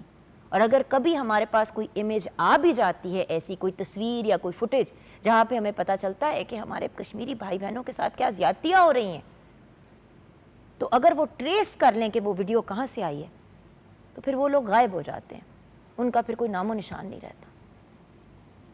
یہ کیا ماجرا ہے، یہ کیا سچویشن ہے؟ ہمیں گائیڈ کریں گے آج وہ بریلینٹ ایکسپرٹس جو اپنے اینڈ پہ بھی بڑے ایفرٹس کر رہے ہیں، بچوں کو گائیڈ کر رہے ہیں، ہمارے یوتھ کو انگیج کر رہے ہیں، ہمیں انفارمیشن پرووائڈ کر رہے ہیں اور سکھا رہے ہیں لوگوں کو کہ کشمیر میں آخر ہو کیا رہا ہے، ہسٹری کیا ہے، ہوتا کیا رہا ہے، کرنٹ سچویشن کیا ہے، اور فیوچر میں کیا ہوپس اور ڈریمز ہیں. آئیے ملاقات کرتے ہیں پروفیسر ڈاکٹر خواجہ زاہد عزیز سے. ہمارے شو کا ریگولر حصہ رہتے ہیں، چیئرمین ہیں department of Kashmiriyat at Punjab university of Lahore. السلام علیکم ڈاکٹر. وعلیکم السلام، بہت شکریہ. ڈاکٹر صاحب کے ساتھ ہمیں جوائن کیا ہے ڈاکٹر سمینہ کوثر نے، ہماری بہت ہی پیاری بہن ہیں، اسسٹنٹ پروفیسر ہیں کشمیریات ڈپارٹمنٹ کی ایٹ پنجاب یونیورسٹی لاہور. السلام علیکم میڈم. وعلیکم السلام. سر، سب سے پہلے تو یہ بتائیے کہ یوم استحصال کشمیر 5 اگست 2019 میں آخر ہوا کیا؟ بہت شکریہ جی. آج وہ کشمیر ہے محکوم و مجبور و فقیر، کل جسے اہل نظر کہتے تھے ایران صغیر. یہ جو داستان ہے جی میرے ایران صغیر کی، یہ 5000 سالوں پر محیط داستان ہے. اور جہاں تک تعلق 5 اگست 2019، یہ وہ دن ہے جس دن مودی سرکار نے 2 غیر آئینی کام کیے. پہلا غیر آئینی کام آرٹیکل 370 کا خاتمہ، ٹھیک ہے، دوسرا غیر آئینی کام آرٹیکل 35A کا خاتمہ۔ اب یہ آرٹیکلز کیا تھے سر؟ سب سے پہلے میں آرٹیکل 370 کی طرف آتا ہوں۔ ٹھیک ہے، 1950 میں جب بھارتی آئین بنا تو اس وقت آرٹیکل 370 بھارتی آئین میں شامل کیا گیا۔ اس کو شامل کرنے کا مقصد کیا تھا کہ ریاست جموں اور کشمیر کو ایک خصوصی حیثیت، ایک خصوصی درجہ دیا جائے۔ وہ خصوصی حیثیت کیا تھی؟ آرٹیکل 370 کے تحت بھارتی آئین یہ اجازت دیتا ہے کہ کشمیر کی اپنی قانون ساز اسمبلی ہوگی، کشمیر کا اپنا آئین ہوگا، کشمیر کا اپنا جھنڈا ہوگا۔ یہ وہ حیثیت کب دے رہا ہے؟ 1950 میں، اور 1951 میں کشمیر کی قانون ساز اسمبلی بن رہی ہے، اور 1957 میں کشمیر کا آئین بن رہا ہے۔ یعنی پہلا جو سٹیپ تھا 370 کا وہ یہ تھا کہ یہ تین چیزیں کشمیر کو اسائن کی جائیں۔ دوسری بات، آرٹیکل 370 کے تحت بھارتی آئین کی جتنی بھی دفعات ہیں ان کا اطلاق بھارت کی دیگر ریاستوں کی طرح نہیں ہوتا، کیونکہ یہ ایک اسپیشل اسٹیٹس اس ریاست کو ملا ہوا ہے۔ صرف 4 چیزیں بھارت اپنے پاس رکھتا ہے کشمیر کے معاملے میں: دفاع، فارن افیئرز، کرنسی اور کمیونیکیشن۔ اس کے علاوہ جتنے بھی میٹرز ہیں 370 کے تحت کشمیر کی جو قانون ساز اسمبلی ہے وہ ہر معاملے میں خود مختار ہے۔ اور یہ آن پیپر ہے، یہ کاغذ پہ ایک لکھی ہوئی چیز ہے، یہ ایک مطلب، اور بائی دا وے کاغذ پہ لکھی ہوئی ایک ایسی چیز جو فالو کرنا اور جس کو آگے لے کے چلنا، یہ مطلب ایک امپلیمنٹ کرنے والی چیز تھی۔ تو یعنی یہ 370 کی دوسرا بینیفٹ تھا جو انہوں نے کشمیریوں کو دیا۔ اور اس کے بعد جو تیسری مین چیز کہ یہ انہوں نے واضح لکھا ہوا ہے، بھارت کے آئین میں یہ چیز شامل ہے کہ جب کبھی اس آرٹیکل کا خاتمہ کیا جائے گا تو وہاں کی یعنی کہ ریاست کی قانون ساز اسمبلی کو اعتماد میں لیا جائے گا۔ کوئی اعتماد میں نہیں لیا گیا۔ اور اسی طرح یہ جو آرٹیکل 35A ہے، یہ بنیادی طور پہ کشمیریوں کے جو کشمیر کے جو رہائشی ہیں، جو کشمیر کے شہری ہیں یا جو کشمیر کے لوگ ہیں، انہیں ایک مخصوص جو حقوق ہیں منفرد قسم کے وہ دیتا ہے۔ اور اس کو 1954 میں انڈین پریزیڈنٹ کے ایڈوائس پہ بھارتی آئین میں شامل کیا گیا تھا 35A کو۔ ٹھیک ہے، اور اس کے تحت یہ جو ریاست کا درجہ اسے دیا گیا، اور کسی ریاست کو یونین ٹیریٹری نہیں بنایا جا سکتا، اوکے۔ لیکن یونین ٹیریٹری کیا ہوتی ہے سر؟ یعنی کہ ایک میونسپل کمیٹی ٹائپ سے مل جائے۔ اچھا ٹھیک ہے، اوکے۔ اور یہ پہلی بار تاریخ میں ہوا کہ ان 2 آرٹیکلز کی ایبروگیشن کے بعد کشمیر کو ایک یونین ٹیریٹری کا درجہ دیا گیا، صحیح، یعنی اس کو 2 حصوں میں تقسیم کر دیا گیا، ایک لداخ اور دوسرا کشمیر۔ اب لداخ کو براہ راست بھارت دیکھ رہا ہے، اور کشمیر کی جو اسمبلی ہے وہ برائے نام اسمبلی ہے۔ ٹھیک ہے، اب یہ جو آج کل ظاہر بات ہے یہ ایک غیر آئینی اقدام تھا اور یہ چیلنج ہوا اور باقاعدہ یہ بھارتی سپریم کورٹ میں گیا، لیکن اس پہ کوئی سنوائی نہیں ہو رہی تھی۔ اب ہوا یہ کہ جولائی میں جو بھارتی سپریم کورٹ کے جو چیف جسٹس ہیں، جسٹس چندر چوڑ، انہوں نے سری نگر کا وزٹ کیا۔ وزٹ کرنے کے بعد جب وہ واپس دہلی آئے، انہوں نے آتے ہی یہ ڈیسیژن دیا کہ آرٹیکل 370 کے متعلق جو کیسز ہمارے پاس جمع ہیں ان کو اوپن کیا جائے, ان کا ٹرائل شروع کیا جائے. اب 2 اگست سے باقاعدہ ریگولر بنیادوں پہ آرٹیکل 370 اور 35A کا ٹرائل شروع ہو گیا ہے. ٹھیک ہے سر. ٹھیک ہے جی. اب تھوڑا سا میں اس چیف جسٹس کے حوالے سے بات کرنا چاہوں گا کہ وہ جو چندر چوڑ ہے, اس کے جو والد تھے ان کے, وہ 1978 سے 1985 تک جی بھارتی سپریم کورٹ کے چیف جسٹس رہے ہیں, اور ان کا نام تھا یشونت شینو. اور ان کی خاص بات یہ ہے کہ 10 فروری 1984 کو, 10 فروری 1984 کو انہوں نے ایک ڈسیزن دیا تھا. ٹھیک ہے. وہ ڈسیزن کیا تھا؟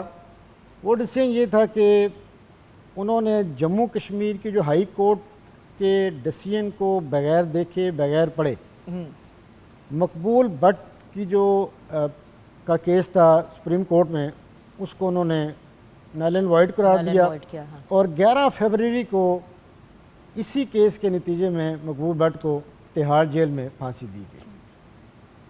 تو یعنی کہ یہ اب بھارت خود اپنے شکنجے میں آ رہا ہے. اس وقت پوری دنیا کی نظریں بھارتی سپریم کورٹ پہ ہیں کہ آیا وہ کیا ڈیسیژن دیتے ہیں اس پہ, کیونکہ روزانہ کی بنیاد پہ یہ اس پہ ڈیبیٹ ہو رہی ہے. آج سر لوگ تو یہ کہتے ہیں کہ جب تک مودی ان پاور ہے وہ تب تک کچھ نہیں ہونے دے گا. اب دیکھیں اس میں ایک چیز یہ ایک بات بڑی کامنلی کہی جاتی ہے کہ مودی نہیں ہونے دے گا, مودی نہیں. آئی ایم سوری, مطلب he is the prime minister of India and with all due respect, but at the end of the day ایک انڈرسٹوڈ سی بات ہے, سارے کہتے ہیں کہ انہوں نے نہیں ہونے دینا. اب چونکہ اس میں ایک چیز بڑی بالکل نظر آ رہی ہے کہ چیف جسٹس کا وزٹ ہونا اور فوری آ کے انہوں نے اس کو اوپن کرنا, یہ ایک ابھی تک سوالی نشان ہے. بالکل ٹھیک. تو اس میں ہم دیکھیں لیٹس سی کیا ہوتا ہے, کیونکہ پوری دنیا کی اور پوری کشمیریوں کی نظریں سپریم کورٹ میں ہیں. اس سے پہلے تو آج تک کبھی بھی بھارتی سپریم کورٹ کی طرف سے نہ کبھی کشمیریوں کے بارے میں کوئی فیوریبل ڈیسیژن آیا ہے, نہ بھارتی گورنمنٹ کی طرف سے. لیکن اب دیکھیں وہ کیا اس بارے میں ڈیسیژن دیتے ہیں. جی ڈاکٹر صاحبہ, بات کو آگے لے کے بڑھتے ہیں. ڈاکٹر صاحب نے بڑی ڈیٹیل سے بات تو کر دی. بات یہ ہے کہ اس طرح کے جو اقدامات اگر اٹھائے گئے ہیں تو وادی میں اس کا کیا ریاکشن ہے. عوام کے بعض لوگ کہتے ہیں کہ جو ہے وہاں پہ حالات بالکل سموتھ ہیں, اور یعنی کشمیریوں میں اس کے خلاف کوئی ایکشن نہیں ہے, کوئی مثلا احتجاج نہیں ہے. اس طرح صاحبہ لوگ تو یہ ہم کہتے تھے ہمیشہ جنت, کہتے ہیں کہ ایک جنت نظیر وادی ہے. بالکل. لیکن اب یہی لگتا ہے کہ جیسے خون کی وادی ہے. خون کی وادی. اب دیکھیں نا, پہلے کو تو ڈاکٹر صاحبہ لوگ 100 باتیں کہہ دیتے ہیں, لیکن جو فیکٹس آن گراؤنڈ ہے بالکل وہ وہیں پہ کھڑے ہیں. دیکھیں میں وہی بات کر رہی ہوں نا, کہتے ہیں کہ آنکھ اوجل پہاڑ اوجل. ابھی آپ بات کر رہی تھیں کہ ساری دنیا سے ہمارا رابطہ ہے پر کشمیریوں سے ہمارا رابطہ نہیں ہو سکتا, ان کی بات ہم تک نہیں پہنچ سکتی. ٹھیک ہے, ایسے ہی ہے نا. تو بات یہ ہے کہ پہلے کہ کشمیر جنت نظیر ہے اور خون کی وادی ہے, تو کیسے ڈیسائیڈ ہوگا کہ وہ کشمیر جنت نظیر ہے؟ اگرچہ انڈین گورنمنٹ اس کو کہہ رہی ہے کہ کشمیر جنت نظیر ہے, وہاں پہ سب ٹھیک ہے, بہت خوش ہیں وہ کشمیری جو ہیں ہندوستان کے اقدامات سے. ہم ان سے رابطہ کیوں نہیں کر پا رہے؟ یہی بات ہے نا, ہم پھر ان سے رابطہ کیوں نہیں کر پا رہے؟ ان سوالات کے جواب اتنے جاننے والے ہیں ڈاکٹر صاحبہ جو جن کے ریلیٹیوز ابھی بھی آکوپائڈ کشمیر میں ہیں, اور وہ کہتے ہیں ہم نے سالوں سے بات ہی نہیں کی, ایکسیس ہی نہیں ہے ہماری. اگر وہ ٹھیک ہیں تو پھر بات کیوں نہیں کرنے دے رہے آپ لوگ؟ جگن آپ یہ دیکھیں کہ 2019 5 اگست 2019 کو یہ قدم اٹھایا گیا بھارتی گورنمنٹ کی طرف سے. ہم لوگوں کے بھی سارے فیملی ادھر ہی ہے, اور یہ 6 سال ہونے لگے, 5 سال, چوتھا سال ہے, اور ہم لوگوں کی وہاں بات نہیں ہو سکی. اتنا عرصہ ہو گیا ہے. آپ تو بات کر رہے ہیں, میں تو اپنی بات کر رہی ہوں. تو بات یہ ہے کہ جنت نظیر تو تب بھی کہیں گے نا کہ وہاں کے جب پہلے ہم کہتے ہیں آپ کے ساتھ ہم امیجز بھی شیئر کر رہے ہیں, مجھے یہ بتائیں یہ کدھر سے جنت نظیر آپ کو وادی لگتا ہے؟ میں وہی تو کہہ رہی ہوں. وہ دیکھیں نا, مطلب آپ سوچیں میڈم مجھے تو یہی چیز نہیں, میرا دماغ ہی نہیں ایکسیپٹ کرتا, شاید اس لیے کیونکہ پاکستان میں بھی میں نے اوبیسلی ہوں, I am Pakistani, I lived here, then میں کالج کے لیے کینیڈا گئی, وہاں پہ پوری دنیا الحمدللہ, پوری دنیا نہیں پر بہت سی جگہیں ٹریول کیا. کبھی یہ ذہن میں بھی بات نہیں ہے کہ باہر نہیں نکل سکتے, باہر نہیں نکل سکتے, یا اس ٹائم کے بعد گھر سے انٹری بند ہے. بالکل ایسے کہ لوگوں کے بچے جو ہیں 2-2 سال سے 4-4 سال سے یا پیدائش سے ہی کبھی اسکول نہیں گئے, اور اسکول چلے بھی گئے تو اتنا عرصہ اسکول, آپ دیکھیں کووڈ میں وہ ایک پریکٹس ہوئی ہے تو سب کو احساس ہوا کہ کشمیری کس چیز کو سفر کر رہے ہیں. میں کووڈ میں یہی چیختی رہی کہ خدا را ہم لوگوں کے سانس رک رہے ہیں, صرف گھروں میں ہم بند ہیں, ہمیں اور کوئی چیز کا اور کوئی پرابلم نہیں تھی. یہ نہیں کہ ہم گھر سے باہر نکلیں گے تو انڈین آرمی ہمیں تنگ کرے گی. 2-4 دفعہ جب کوئی میڈیسنز کی کمی ہوئی تو زندگیاں عذاب ہو گئی, عذاب ہو گئی. بالکل یہ دیکھیں ابھی اس طرح کا کوئی نہیں تھا, وہ تو ہم خود اپنے خوف سے باہر نہیں آتے تھے نا. خالی سری نگر کے اندر جب 9 لاکھ فوج بیٹھی ہوگی, سر میں نے ہارر سٹوری سنی ہے سری نگر میں, اس کو ہم کیسے پھولوں کی وادی کہہ سکتے ہیں؟ سر آپ دیکھیں پوائنٹ بلینک, جیسے آپ اور میں اس طرح بیٹھے ہوئے ہیں, میں آپ کو پیلٹ گن سے منہ پہ مار دوں, بالکل ایسے, کتنی ڈینجرس بات ہے. آپ لوگوں اور بلا وجہ, آئی ایم سوری, 20-25 یوتھ جمع ہوئی بھی ہے کہیں, شاید وہ آپس میں صرف انجوائے ہی کر رہے ہیں, آپ نے جا کے ان کو پیلٹ گن سے مارنا شروع کر دیا, اندھا کر دیا. ایسی ہورفک تصویریں آتی ہیں. اور یہ تو ہم ابھی پیلٹ گنز کی بات کریں, دوسری کیا زیادتیاں ہو رہی ہیں, ان کو وہ چیزیں ہو کے ختم ہو کے انڈر دا کارپٹ برش کر دی جاتی ہیں, بات ختم ہو جاتی ہے. یہاں پہ ہم اپنی گفتگو کو بریک کے لیے ہولڈ پہ ڈالیں گے. بریک کے بعد جب واپس آئیں گے تو ویورز مزید آپ کے ساتھ ڈیٹیل شیئر کریں گے, اور ہم ایز پاکستانیز اپنے کشمیری بھائی بہنوں کے لیے کیا کر سکتے ہیں. کشمیر بنے گا پاکستان, یہ نعرہ تو ہم سنتے بھی ہیں اور خود بھی لگاتے ہیں, لیکن ہم کیا کر رہے ہیں اور ہم کیا ایفرٹس کر سکتے ہیں. یہ شو کرنے کا ریزن ہی یہ ہے ویورز کہ اویئرنس آئے. 60-70% ہماری عوام یوتھ ہے, ہمارے بزرگوں کو تو پتہ ہے کہ کیا حالات ہیں, اس یوتھ کو کون بتائے گا, ان کو کون انگیج کرے گا. جب ہر پاکستانی آواز لگائے گا مل کے تو تب شاید کوئی ڈفرنس پیدا ہو. بریک کے بعد بات کریں گے.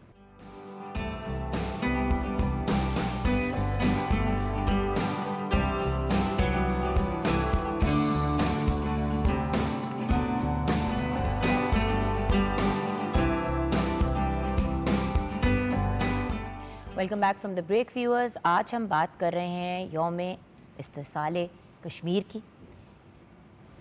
4 سال پہلے جو واقعہ رونما ہوا, جس میں 2 میجر آئینی وائلیشنز جو کی گئیں, کانسٹیٹیوشنل وائلیشنز کی گئیں, اس پہ ہم نے بریک سے پہلے بات کی. اب میں یہ جاننا چاہتی ہوں کہ اگر یہ سارے معاملات ہو رہے تھے, ساری چیزیں ہو رہی تھیں, اور اتنا زیادہ کشمیری بھائی بہنوں کو ٹارچر کیا جا رہا ہے, تو 70 سال بعد بھی, یہ واقعہ تو 4 سال پہلے ہوا, لیکن 70 ایئرس سے زیادہ کی ہمارے کشمیری بھائی بہنوں کی سٹرگل ہے. آج بھی پھر یہ آواز کیوں اٹھ رہی ہے کہ کشمیر بنے گا پاکستان؟ جی سر.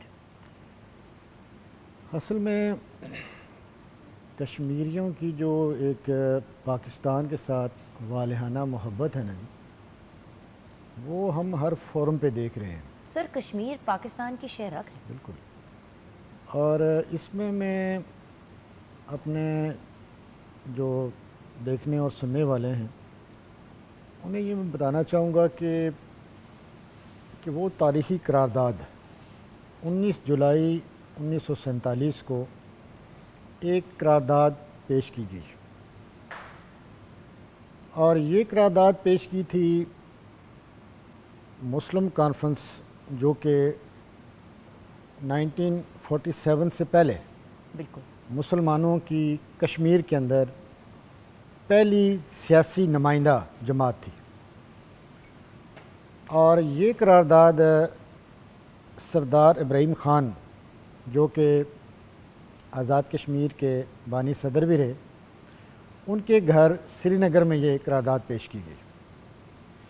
اس قرارداد کا جو متن تھا وہ یہ تھا کہ 3 جون 1947 کو جب تقسیم ہند کا منصوبہ پیش کیا گیا اور 2 مملکتیں وجود میں آئیں, پاکستان اور بھارت, اور ان کے ساتھ ساتھ 564 دیسی ریاستیں بھی تھیں. اب ان دیسی ریاستوں کو 3 آپشن دیے گئے تھے کہ وہ پاکستان کے ساتھ علاقہ کریں، بھارت کے ساتھ علاقہ کریں یا خود مختار رہیں۔ انڈیپینڈنٹ ہو جائے۔ ٹھیک ہے جی۔ اب اس قرارداد کے ذریعے وہ جو اکٹھ تھا ان لوگوں کا، انہوں نے اس وقت کے مہاراجہ ہری سنگھ کو یہ پیغام دیا کہ چونکہ ہم اکثریتی طور پہ یہاں پر مسلمان ہیں، 80% لوگ یہاں مسلمان ہیں اور یہ اکثریتی مسلم ریاست ہے، اور اس کے ساتھ ساتھ پاکستان کے ساتھ ہمارا ایک اقتصادی، لسانی، سماجی، مذہبی جو ایک رشتہ ہے، اس کو مد نظر رکھتے ہوئے ہم یہ فیصلہ کرتے ہیں کہ ہم نے کشمیر کا الحاق پاکستان کے ساتھ کرنا ہے۔ 19 جولائی 1947 کو ہمارا پیارا ملک پاکستان 14 اگست 1947 کو معرض وجود میں آ رہا ہے۔ کشمیری اپنا ڈیسیژن کب دے رہے ہیں؟ 19 جولائی 1947 کو، پاکستان بننے سے پہلے، بالکل یعنی ایک محبت تھی۔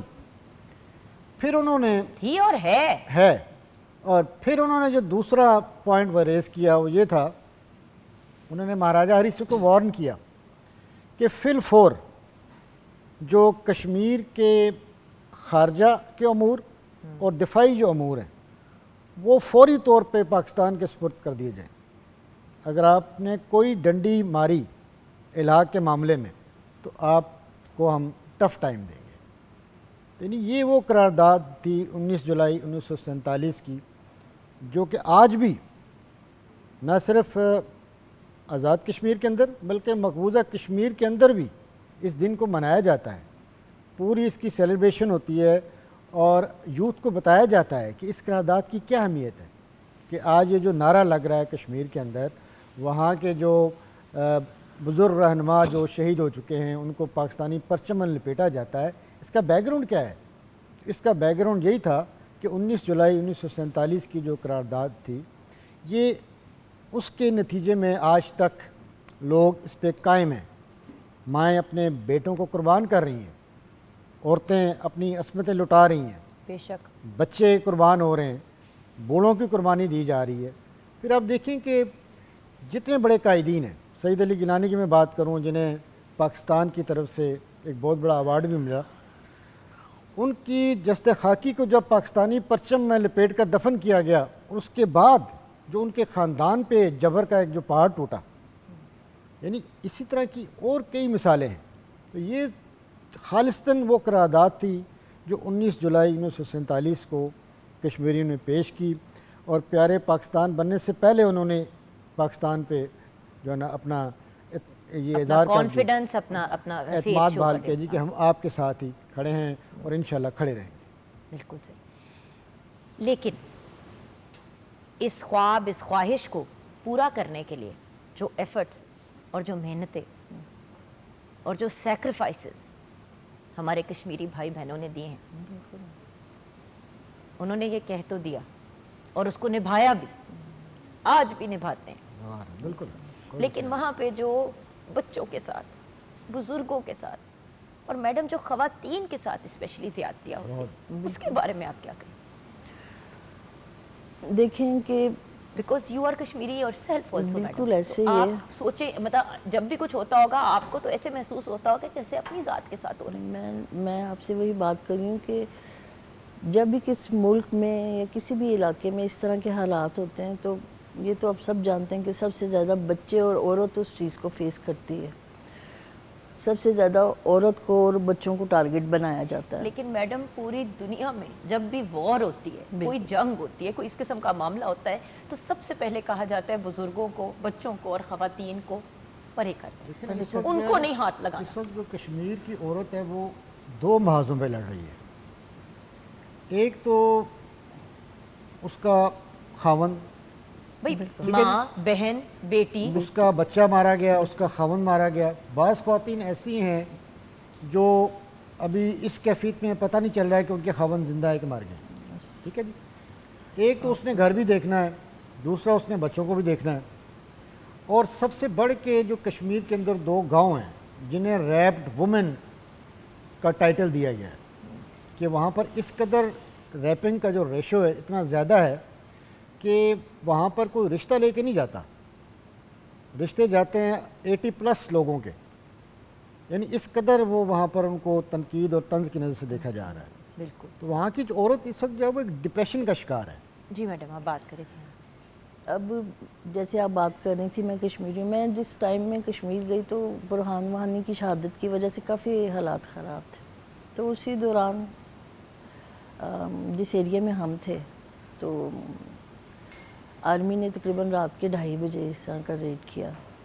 بیسیکلی لوگوں کو تنگ کرنا، پریشان کرنا، ان کی جو پراپرٹیز ہیں ان کو نقصان پہنچانا، اس طرح کے. تو جب صبح ہم فجر کے ٹائم یہ سب ختم ہوا، جب فجر کے ٹائم تو وہاں پہ جو سب سے زیادہ چیز لوگوں کی زبان پہ میں نے دیکھی کہ کسی بچی کو انہوں نے اس طرح کیا تو اس بچی نے 3ری منزل سے چھلانگ لگائی نا. بچ تو گئی پر وہ اس کو کافی چوٹیں آئیں. تو یہ مثلا اس وقت میں سارا دن روتی رہی جو میں نے اس دن دیکھا نا سارا.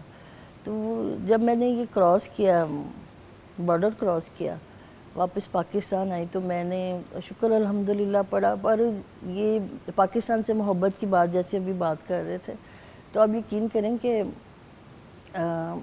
مثلا وہاں کے جو لوگ راہ چلتے ہوئے اگر کہیں سے شاپنگ کر رہے ہیں تو آپ اچھا پاکستان سے پہچان لیتے ہیں لہجے سے، اور وہ پاکستان سے آئے ہیں، اچھا آپ نے وہاں ہماری طرف سے سلام دینا ہے، ان کو ایسے کرنا ہے. کوئی بہت پڑھا لکھا بھی، ظاہر ہے ہمارا پروفیشن اس طرح کا ہے. تو آپ یقین کریں کہ ورڈز ایک ان پڑھ کے، ریڑھی باندھ کے اور ایک پڑھے لکھے سب کے یہی تھے کہ وہاں ان سب کو ہماری طرف سے سلام کرنا، یعنی جو نہیں آ سکتے، جن کے رشتہ دار نہیں میڈم ہیں. آپ نے اپنی آنکھوں سے وہاں پہ حالات بالکل ایسے ہی ہے. وہاں پہ کسی ایک نارمل کشمیری آدمی عورت کا دن کیسے گزرتا ہے، ہوتا کیا ہے وہاں پہ؟ میں صرف ایک تصویر اپنے ویورز کے سامنے کھینچنا چاہتی ہوں. دیکھیں جگن، جو اس وقت تو اتنی خوف کی فضا تھی. میں نے آپ سے کہا کہ جب میں نے کراس کیا تو میں رو رہی تھی اور میں نے شکر الحمدللہ پڑھا. کتنی دیر کے لیے تھیں آپ میڈم وہاں پہ؟ میں تقریباً 1.5 ماہ رہی، اپنے بچوں کے ساتھ تھی. ابھی بعض کہنے والے کہتے ہیں جی یہاں پہ پاکستان میں بھی ایسے ہے، ہندوستان میں بھی ایسے بات کرتے ہیں نا. تو میں نے ایک ہی جواب دیتی ہوں کہ کبھی وہاں جا کے دیکھو تو تمہیں ڈفرینس پتہ چلے. آپ آزاد کشمیر میں پاکستان سے لوگ جاتے ہیں، نیلم ویلی، لیپا ویلی، جہلم ویلی، جہاں بھی دل کرتا ہے جاتے ہیں، کوئی روکتا ٹوکتا نہیں. کوئی آرمی والا پکڑ کے آپ کو یہ نہیں کہتا کہ آپ یہاں نہیں جا سکتے، آپ یہ نہیں کر سکتے. کچھ ایریا بارڈرز کے ہوتے ہیں وہاں پہ تو الاؤ ہی نہیں ہوتا، وہ کسی بھی ملک میں چلے جائیں اس کا تو کوئی ایشو نہیں. پر آپ یہاں پہ کمفرٹیبلی، کبھی آپ جو اتنے لوگ ٹورسٹ جا رہے ہیں کشمیر، کسی سے پوچھیں، کوئی ہم لوگوں کے یونیورسٹی سے اتنے پروفیسر ٹیچرز جاتے ہیں تو سب اتنے خوش ہوتے ہیں. پر یہی چیز اگر آپ وہاں پہ جا کے، مثلا اگر آپ بیٹھے ہوئے تو شام سے پہلے آپ نے رات زیادہ دیر آپ نہیں، وہاں کوئی پتہ نہیں کہ کیسے حالات ہوں، کس طرح کے چیزوں کو آپ کو فیس کرنا پڑے. یہ بھی میں نے سنا ہے کہ نہ تو اوبویسلی جب وہاں پہ کچھ ہر چیز جو بند ہوئی ہوئی ہے، جابز کی پرابلم ہے بہت زیادہ، گھروں میں لوگ بیٹھے ہوئے ہیں، بالکل ایسے کھانے پینے کے مسائل تو اپنی جگہ ہیں، ایکسیس نہیں ہے، اس لیے بہت سی اکثر میڈیسن کچھ ٹائم آپ کے پاس چیزیں ہیں کہ پھر ایک دم سے سارا کچھ روک دیا جائے گا. اچھا مجھے سر جو چیز بہت کنفیوز کرتی ہے، میں ایک بڑے بیسک لیول پہ بات کرنا چاہوں گی. دیکھیں ٹیکنیکل چیزیں تو آپ پڑھے لکھے لوگوں کا ڈسکس کرنے والی بات ہے، مطلب اقوام متحدہ میں یہ ڈسکس کرنے والی بات ہے. میں تو ایک بڑے بیسک لیول پہ انڈرسٹینڈ کرنا چاہتی ہوں کہ کسی نے اپنی آرمی بھیجی ہے کہیں، آپ کا کوئی چیک اینڈ بیلنس نہیں ہے، آپ نہیں دیکھ رہے کہ آپ کی آرمی آپ کی ریپرزینٹیوز ہوتی ہیں.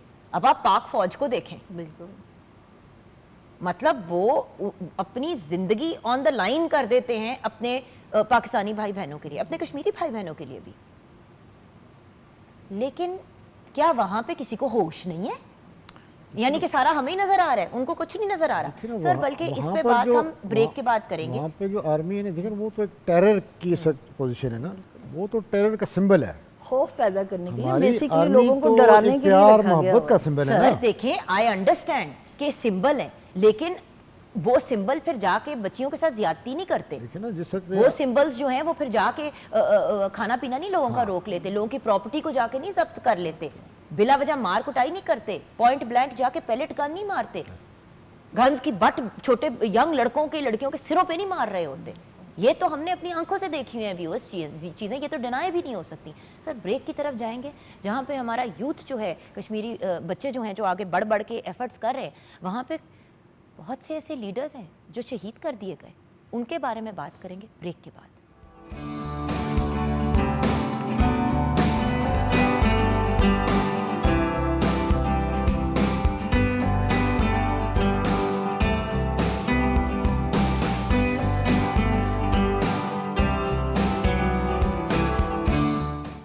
Welcome back from the break viewers. ہم بات کر رہے ہیں کشمیر کی, اور 2 کشمیری بھائی اور بہن ہمارے ساتھ ہیں آج. ہمارے لیے بہت بڑا آنر ہے کہ پروفیسر ڈاکٹر خواجہ زاہد عزیز ہمارے ساتھ ہیں. بہت ہی سینئر پرسنالٹی ہیں, ایجوکیشنسٹ ہیں, چیئرمین ہیں department of Kashmiriyat at Punjab university Lahore. اور ہمارے ساتھ ہیں ڈاکٹر سمینہ کوثر, آپ اسسٹنٹ پروفیسر ہیں کشمیریات ڈپارٹمنٹ کی at the Punjab university Lahore. Sir ہم نے جو گفتگو کا سلسلہ جاری کیا ہے, دیکھیں بات تو ہم کر رہے ہیں یوم استحصال کشمیر کی. ہم نے وہ 2 آئینی پوائنٹس بھی ڈسکس کیے جن کی زیادتی کی گئی, کانسٹیٹیوشن رائٹس جو زبردستی چھین لیے گئے کشمیری بھائی بہنوں سے. اس کے کانسیکوینسز کیا تھے سر؟ تو جو کہتے ہیں نا ہر ایکشن کا ایک ریئیکشن ہوتا ہے, اس کا رزلٹ کیا تھا؟ دیکھیں جی, جب آپ کسی سے اس کا حق لے لیں گے, جینے کا حق لے لیں گے, تو اس کے بعد جینے کے لیے کیا بچے گا؟ تو یہی صورتحال اس وقت کشمیر کے اندر ہے. اس وقت کشمیری جو ہیں وہ اکنامکلی بہت ڈسٹرب ہے. ظاہر بات ہے ان کا جو دار و مدار ہے, وہاں کی جو انڈسٹریز ہیں, سب سے پہلے میں بات کروں گا فروٹ انڈسٹری کی, کہ جس طرح سے یہ 3-4 سالوں میں جو سیب کی ترسیل کو ایک محدود کر دیا گیا, جس سے بہت بڑا لاس ہوا اور لاکھوں اربوں کا جو ہے نا وہ نقصان ہوا. اور اس کے ساتھ ساتھ پھر جو 9 لاکھ فوج وہاں بیٹھی ہوئی ہے, انہوں نے جو ایک اہم کارنامہ سر انجام دیا کہ جو ہمارا میوہ جات ہیں, بادام اور اخروٹ کے جو باغات ہیں, جو تقریباً 10,000 ایکڑ اراضی کا رقبہ ہے, اس پر سے انہوں نے وہ درخت کاٹ دیے ہیں بادام کے اور اخروٹ کے. نہیں زیادتی ہے سر. اور اس کی وجہ سے اب یہ چیزیں وادی کے اندر ناپید ہیں. اور دیکھیں والنٹ ان اٹ سیلف, اور اس کے کشمیر کا علاوہ اس کا جو بادام, درخت اس کی جو لکڑی ہوتی ہے وہ بڑی ایکسپینسو ہوتی ہے. اور وہ کہ کشمیر کا بادام اس وقت پوری ورلڈ میں بڑا مشہور تھا, اور انڈیا اس کو اپنے میڈ ان انڈیا کے نام سے بیچتا بھی تھا. تو یہ ایک بہت بڑا لاس ہوا ہے. پھر اس کے بعد اگر ہم بات کریں جو قالین بافی کی جو صنعت ہے, جس کا ایک بہت پرانا بیک گراؤنڈ ہے, تو 50,000 کے قریب جو قالین باف ہیں وہ بیچارے بے روزگار ہو چکے ہوئے ہیں. اب اس میں جو سب سے بڑا جو پوائنٹ یہ تھا کہ یہ جب ایبروگیشن ہوا اگست میں, تو جولائی ٹو سپٹمبر کا جو پیریڈ ہوتا ہے نا جی, وہ یورپ سے ڈیمانڈ ہوتی ہے یورپینز کی کشمیری قالینوں کی, کیونکہ کرسمس کا انہوں نے تہوار سیلیبریٹ کرنا ہوتا ہے. اور اس میں صرف لیک آف کمیونیکیشن, کہ انٹرنیٹ کی سہولت نہیں تھی, انہوں نے ہر چیز انہوں نے بند کی ہوئی تھی, اور اس کی وجہ سے وہ سارے کے سارے آرڈرز کینسل ہو گئے, کروڑوں اربوں کا ان کا نقصان ہو گیا. یعنی وہ جو بے روزگار بھی ہو گئے, اور یہ ساری کی ساری چیز ضائع ہو گئی. اور اس کے بعد جب ہم بات کرتے ہیں وہاں کی ٹورزم کے حوالے سے, تو آپ یہ دیکھیں کہ 2019 سے پہلے تقریباً ہر سال 10 لاکھ سیاح دنیا سے کشمیر کے اندر آتا تھا. اب یہ ایبروگیشن کے بعد کیا ہوا کہ یہ تعداد صرف ہزاروں تک محدود رہے گی. اور پھر آپ دیکھیں کہ مودی گورنمنٹ کا سب سے مین جو پوائنٹ کہ امر ناتھ یاترا, جو ان کا اپنا ایک پروسیس ہے جو ہندو کرتے ہیں, وہ کشمیر کے اندر تقریباً 1 لاکھ یاتری آتے تھے اس یاترا کے لیے. اس کی ایبروگیشن کے بعد اب وہ تعداد صرف 7,000 تک رہ گئی ہے. پھر وہاں آپ دیکھیں کہ وہاں کے جو جھیل ڈھل کے اندر جو ہاؤس بوٹس ہیں, جو شکارے ہیں, یا وہاں کا جو باقی جو سٹرکچر ہے, یعنی وہ سارے کا سارا ڈیمیج ہو چکا ہوا ہے. یعنی معاشی طور پہ کشمیریوں کو انہوں نے مکمل طور پر مفلوج کر دیا. بیسکلی اب ویورز اس کے پیچھے آپ لاجک سمجھیں. لاجک یہ ہے کہ اگر ان کو ہم اتنا اکنامکلی کمزور کر دیں گے, ان کی کمر توڑ دیں گے, تو پھر ان کو کسی ایک ملک کے ساتھ یہ آپشن دیا گیا تھا نا کہ آپ آزاد ریاست بن جائیں, آپ پاکستان کے ساتھ اٹیچ ہو جائیں یا انڈیا کے ساتھ. اچھا, سب سے پہلے تو انہوں نے ایک آپشن اڑا دیا نا کہ ان کو اتنا کمزور کر دیں کہ وہ سیپریٹ نیشن بن ہی نہیں سکتے. اچھا, پھر جو انہوں نے وہاں پہ ہندو کمیونٹیز مائگریٹ کر کے وہاں پہ سیٹل کرنی شروع کر دی. اب دوسرا سٹیپ یہ ساتھ ساتھ چل رہا ہے کہ بیسکلی سر سارے جو جب یہ اگر الیکشن کریں یا جس بھی فارم کے تھرو اگر کبھی اس جگہ پہ بات پہنچی, اور اللہ کرے کہ پہنچے جہاں پہ الیکشنز ہوں اور پوچھا جائے کہ بھئی جہاں پہ زیادہ اکثریت ہے جن لوگوں کی وہ وہاں رہیں, تو یہ کوشش یہ کریں کہ ہندو وہاں پہ زیادہ ہو سکے. دیکھیں نا, اس میں جو انہوں نے ڈومیسائل کی جو پالیسی چینج کی ہے اس میں کوئی راؤنڈ اباؤٹ 40 لاکھ کے قریب انہوں نے ڈومیسائل جاری کیا ہے. اب وہ ڈومیسائل کن کو جاری کر رہے ہیں؟ آرمی مین کو جاری کر رہے ہیں, یا وہ ملازمین جو انڈیا کے جنہوں نے کشمیر کے اندر کام کیا ہے ان کو جاری کر رہے ہیں, یا وہ بچے ہندوستانی بچے جو جنہوں نے کشمیر میں کچھ عرصہ پڑھا ہے ان کو جاری کر رہے ہیں. پھر اس کے علاوہ آپ یہ دیکھیں کہ یہ جو حلقہ بندیاں بنا رہے ہیں, اب اصول تو یہ ہوتا ہے نا کہ آبادی کے تناسب سے حلقہ بندیاں بنائی جاتی ہیں.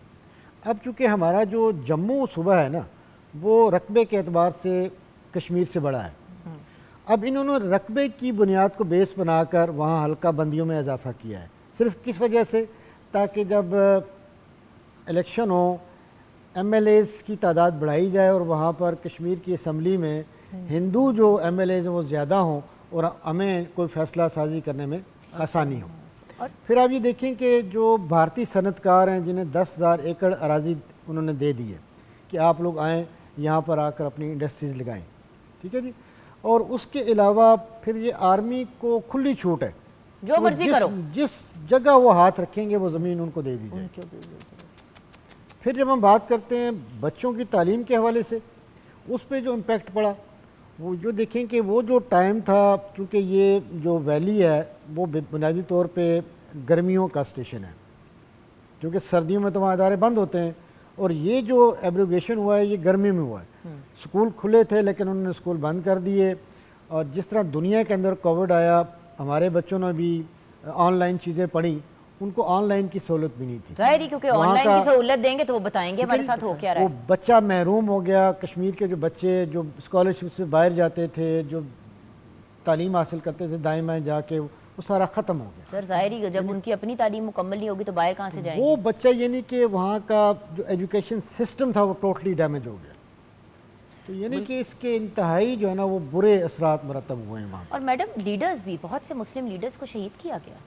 بلکہ ڈاکٹر صاحب کی تھوڑی بات بڑھاؤں گی کہ جب یہ ہوا ہے تو ہندوستان کے کچھ علاقوں میں اسٹوڈنٹ جیسے پڑھنے گئے ہوتے ہیں تو اسٹوڈنٹس کو بھی شہید کیا گیا. بلکہ ایک اسٹوڈنٹ کی تو باڈی جو تھی ایسے ہینگ کی ہوئی, فیس بک پہ وائرل بھی ہوئی, اس بچے کو شہید کیا گیا. مجھے نام نہیں, پر یہ ہے کہ انہی دنوں میں یہ اس طرح کے سوسائڈ کیے. جب بہت زیادہ ڈپریشن میں آپ چلے جائیں گے, آپ کو آگے کچھ نظر نہیں آئے گا, تو ہر بچہ تو ایک جیسا نہیں ہوتا, تو پھر اس طرح کے اٹیمپٹ بھی بچوں نے کیے ہیں.